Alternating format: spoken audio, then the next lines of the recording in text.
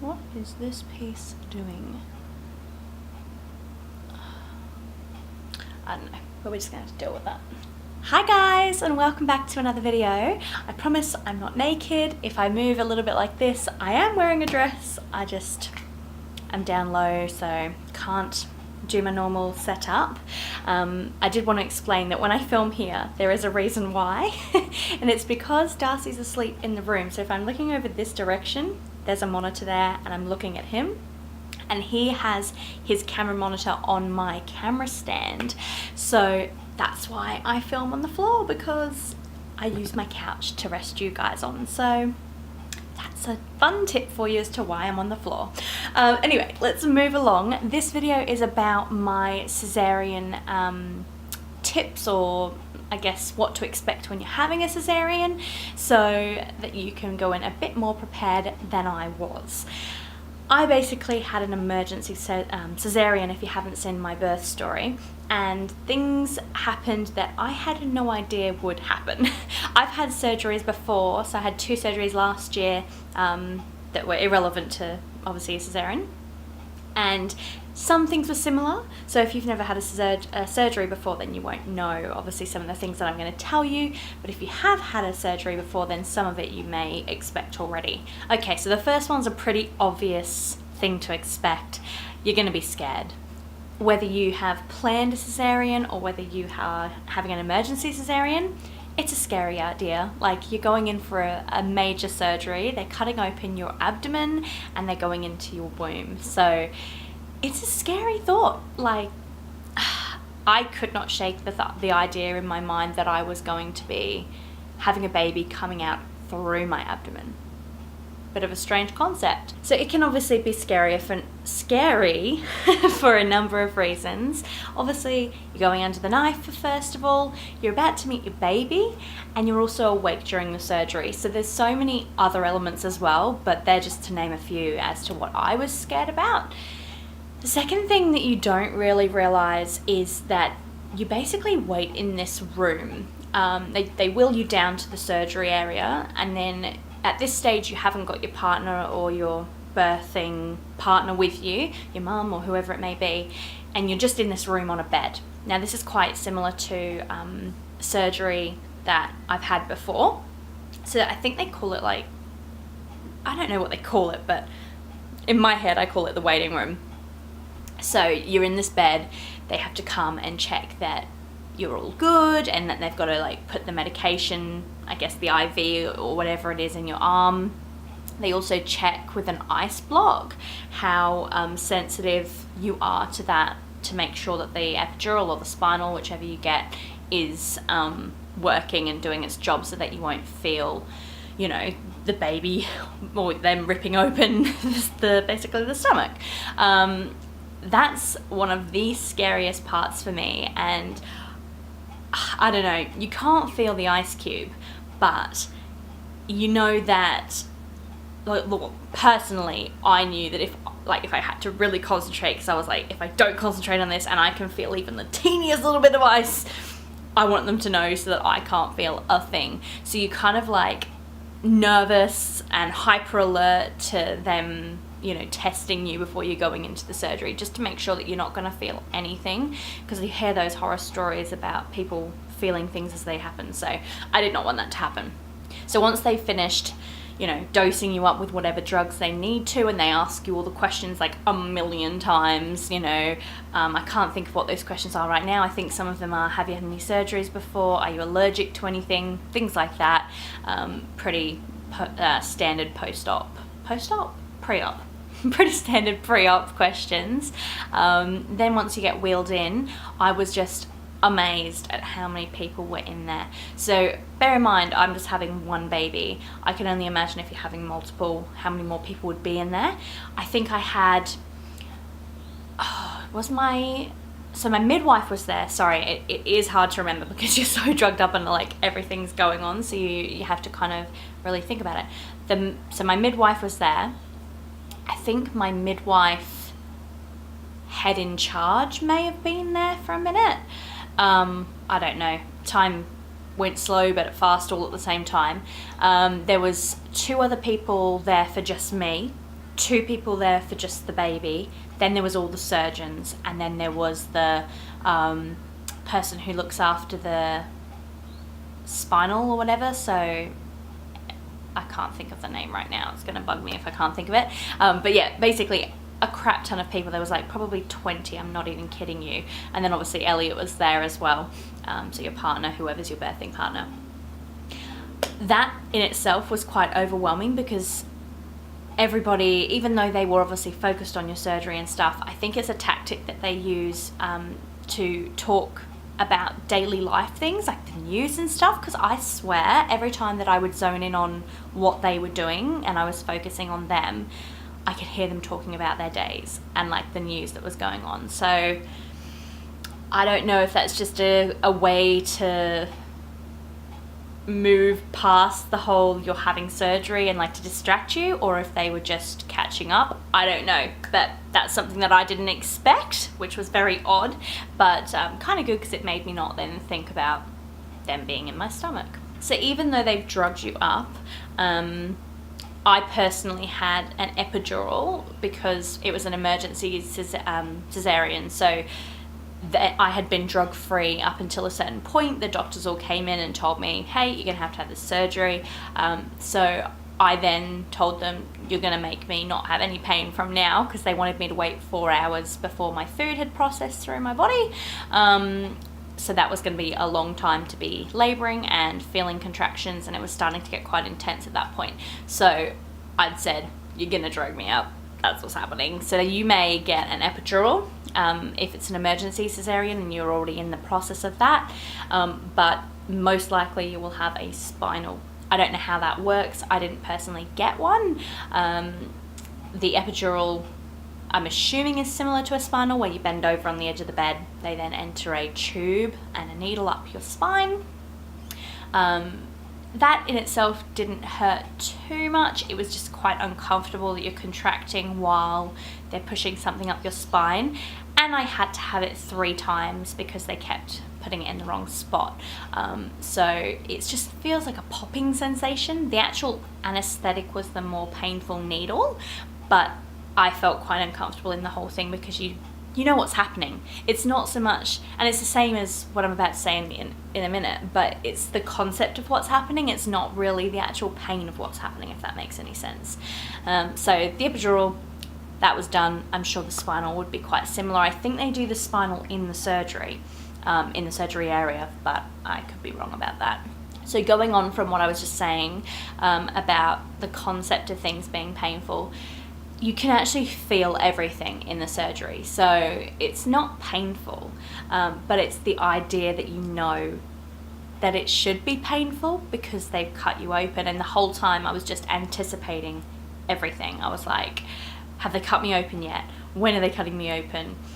Are they pulling his leg out yet? Are they pulling his head out yet? And it feels like it goes on for 2 hours. And I'm not even joking it or exaggerating when I say that, because all the emotions are there. You're just absolutely terrified out of your wits that you're going to feel something, that something's going to go wrong with the baby, that something's going to go wrong with you, and you just, because there's a sheet like literally so close to your face, it just is a very overwhelming feeling. And so time goes very, very slowly, and the concept of what is going on is more painful and scary than the actual reality, because you can't feel anything up to like here. So yeah, I think it's all in the head really, but as long as you go in with positive mind, and that's why I wish I had have had the heads up about my surgery, because I should have been. I think I would have had more time to prepare, even though I'm sure when you get into that pre-surgery room, you're probably going to be scared anyway. It's not anything to sneeze at, you know, so yeah. So one of the side effects of being obviously nervous, the adrenaline and all the drugs, is that you're going to shake a lot, and even potentially be sick. So I felt quite nauseous, and I kept telling the nurse, I was like, I think I'm going to be sick, I think I'm going to be sick. And she said, it's okay, I've got a bowl here, I've got it ready. And I was just shaking like a leaf. They say it's the drugs, but I was shaking in the lead up to the pre-op room. Although I don't know, because obviously I'd had the epidural, so maybe it was due to the epidural. I don't know.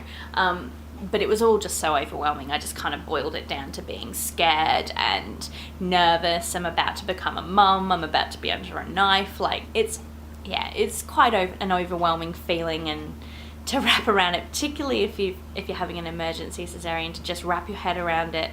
And sometimes they will, rush you in straight away. So I can only imagine how much more confronting that would be to only have 15 minutes, 20 minutes, half an hour or whatever to come around to the idea, whereas I had at least 4 hours, So another confronting idea that I didn't realize but obviously had to happen was that you don't get to hold your baby straight away, which was the part that I found most hard about the cesarean. So they, obviously depending how your baby is and everything, Darcy was fine in our case, but they obviously they show you over the curtain, but then they take them away, they do all their measurements and times and cleaning them up and everything like that. Whereas when you have a vaginal birth, depending on your vaginal birth, obviously everybody's different, but most commonly you will have them on your chest for a little bit of skin to skin for a good little bit of time before they take baby away, or you'll have a quick greet and then be separated for a little bit. Whereas for us, all we could hear was he quacked like a duck. That was his cry, we heard he was fine, and we saw him over the curtain, and then that was it. So it felt very detached from what in my mind I'd had as the idea of meeting my baby for the first time. So that was quite a confronting feeling, and you feel a little bit less attached to the moment as well. So that leads me to then the next thing, which was quite confronting, was when I finally did get to meet him. He was put on my chest, but of course I'm laying back on this bed getting this surgery done still, and I reckon at this point it was only a quarter of the way through the surgery by the time the baby came to meet me. And I was shaking like a leaf, adrenaline. I was confronted about all these other emotions that so far had happened, that I couldn't hold him physically. I was scared. I was scared I was going to drop him. I couldn't see him. I was a full mix of emotions, and I didn't have that instant, oh my God, I'm in love. That moment for me came in the room after the surgery, once I'd had time to process that, hey, I've just had a cesarean, like, it's okay, he's my baby, and then I've breastfed him. So that's the thing I found really hard. Was I was expecting, and I know that this is something that people talk about, don't expect to have this immediate feeling for your baby, but I don't think it was that I didn't want to have that feeling or that I wouldn't have. I think it was the situation. So going into a cesarean, you may just have this expectation that you're going to have your baby straight away, and you don't. So that can be, a little bit confronting. Well, it was for me anyway. So there's one more thing in the operation that scared the life out of me, was that I remember I kept asking the nurse, when's Elliot coming? So he doesn't actually come into the room until you're literally about to be operated on. So you've got all the pre-process, and then you're in the room and everyone's sort of moving around you. No one's really talking to you. Occasionally they'll check in, and all you want is your partner to be there, your birthing partner. So they come in a little bit later than what I thought they would have. But the other part to it is they actually make them leave before the operation finishes. So I don't know at what point, whether I'd been sewn up at this stage or whether they were just, finishing sewing me up or whatever it was, but they take the partner away and send them back to the ward. And then they actually take the baby away from you as well. So Elliot had been holding Darcy because I couldn't physically hold him.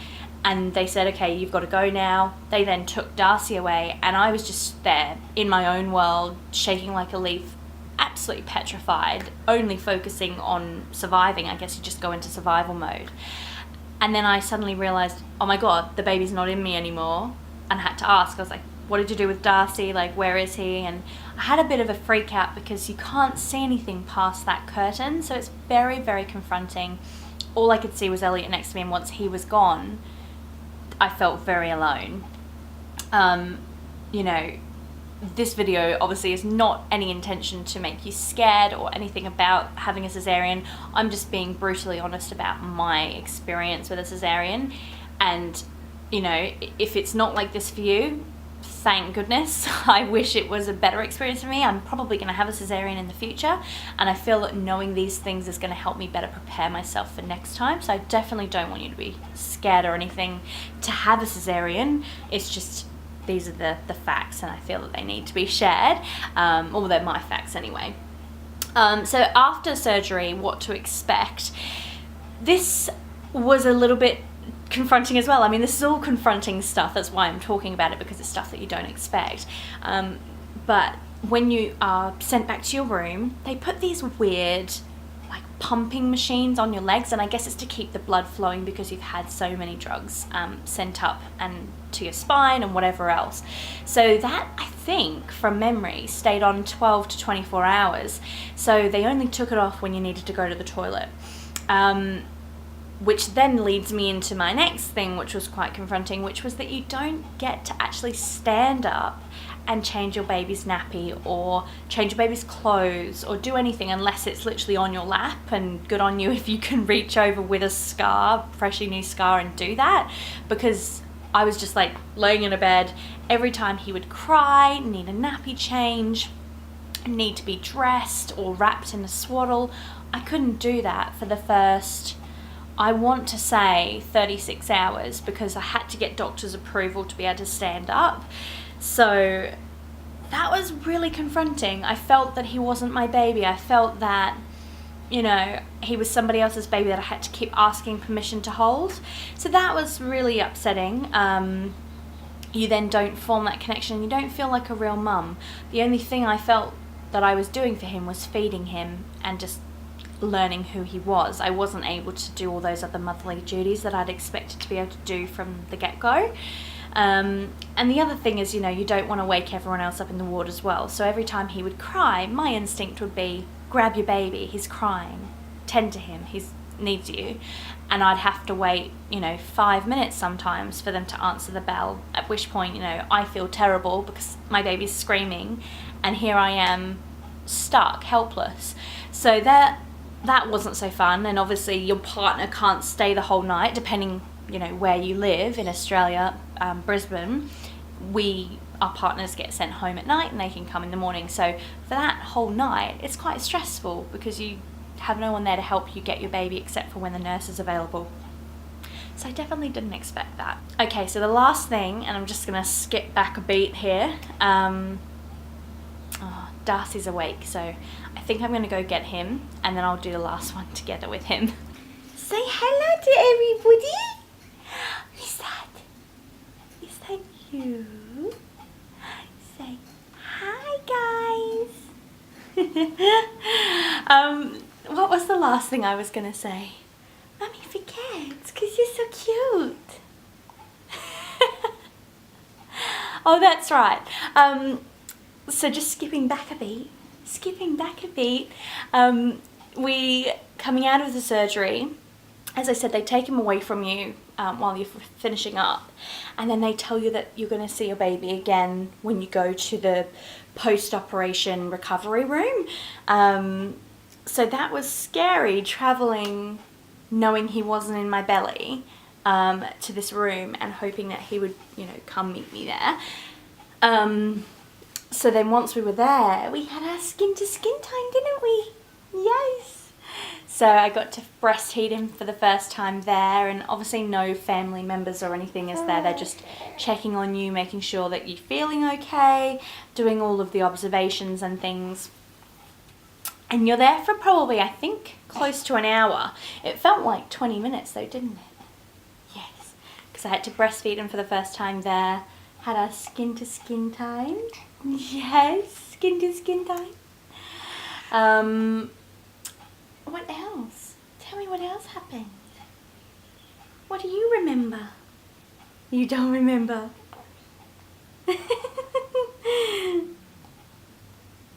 Apart from that, guys, I think that's pretty much everything from my experience anyway, what I didn't expect would happen. Yeah, you tell him what you didn't expect to happen. Did you not expect to be away from Mama? Oh! Oh. Did you not expect to cough? Oh, well, we've got to get the stuff out.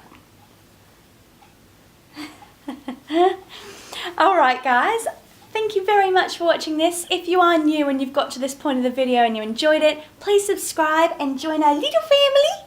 Join our little family. Yes. And I'll see you guys in my next video. Say thanks for watching. Thanks for watching. Bye guys.